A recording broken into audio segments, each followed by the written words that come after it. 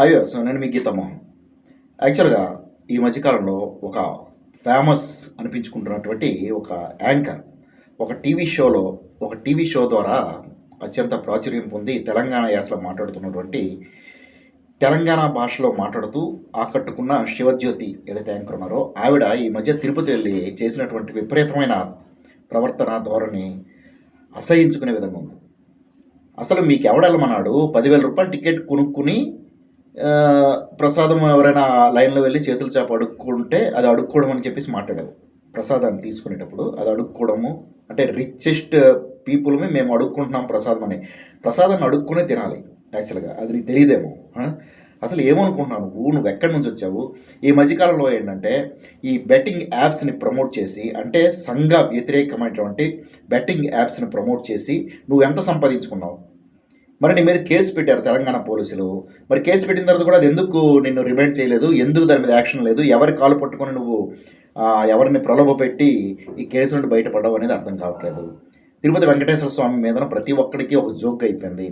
ఆ రోజు YCP government నుంచి కూడా ఇప్పటివరకు కూడా నీలాంటి వాళ్ళు కూడా పనికిమాలను కూడా ఏదో లక్కీగా ఏదో జనాదరణ పొందేసావు. తర్వాత బిగ్ బాస్లోకి వెళ్ళిన తర్వాత ప్రాచుర్యం పొందేసిన తర్వాత ఏంటంటే జనాలు ఎప్పుడైతే నిన్ను లైక్ చేయడం ప్రారంభించారో అప్పుడే ఈ గేమింగ్ యాప్స్ అనేవి ఉంటాయి కొన్ని.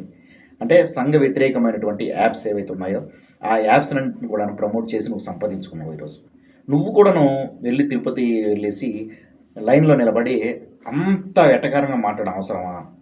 నీ బతుకు ఎవరికి తెలియదు, అందరికీ తెలుసు కదా ఏం చేస్తున్నావు అనేది.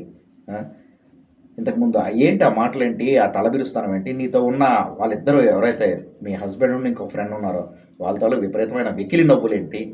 హిందువుల మనోభావాన్ని దెబ్బతీసే విధంగా ఉన్నాయి. మీకు ఒకవేళ హిందూయిజం మీద అంత చీప్గా అనిపిస్తే కనుక మిమ్మల్ని ఎవరు రమ్మన్నాడు తిరుపతి? అసలు తిరుపతిలో అడుగు పెట్టాల్సిన అవసరమే లేదు నీకు, అర్థమైందా? ఇంకా చాలా మాట్లాడడం ఉంది, కానీ ఈ ఇష్యూ జరిగేసి ఒక 2-3 రోజులు అయిపోయింది కాబట్టి నేను ఏదో చిన్న బ్రీఫ్గా ఇది చెప్దామని చెప్పేసి ఇప్పుడు మాట్లాడుతాను తప్ప లేకపోతే అవసరమే లేదు నాకు. నీలాంటి వాళ్ళు అసలు హిందూ దేవాలయాలు అడుగు పెట్టాల్సినంత అవసరం లేదు.